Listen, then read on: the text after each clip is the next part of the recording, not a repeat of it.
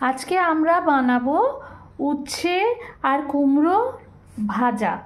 এর জন্য আমরা উচ্ছেটাকে ছোট ছোট করে কেটে নিয়েছি আর কুমড়োটাকে একদম ছোট করে কেটে নিয়েছি দুটো কাঁচা লঙ্কা আর নেব নুন হলুদ তো থাকবেই, নেব কালো জিরে ফোড়নের জন্য।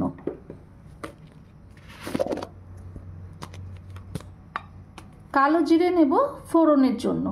আমরা পুরো রান্নাটায় জিভো মাস্টার্ড অয়েলে রান্না করব। আমরা সর্ষের তেল দিয়ে নিয়েছি। এইবারে এতে আমরা দেব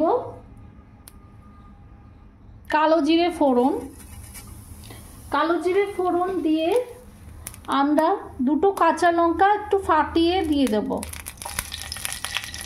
না ফাটিয়ে দিলে কাঁচা লঙ্কাগুলো ফাটবে, ফেটে বেরিয়ে আসবে। এইবার উচ্ছেটা ভালো করে ধুয়ে নিয়েছি, যে কেটে রেখেছিলাম, এইগুলো কড়াইয়ে দিয়ে দেব।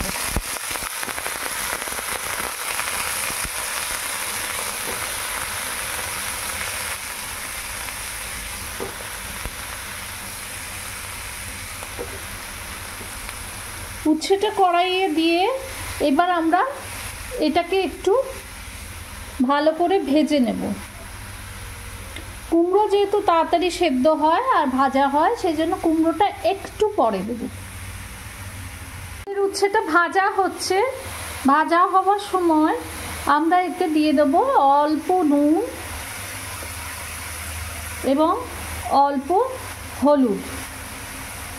খানিকটা উচ্ছেটা ভাজা হয়ে গেলে তারপরে আমরা এই কুমড়োটা কেটে রেখেছি, কুমড়োটা এর মধ্যে দিয়ে দেব। এবার আমাদের উচ্ছেটা মোটামুটি ভাজা হয়ে গেছে। এখন আমরা এর মধ্যে দিয়ে দেব কুমড়োগুলো।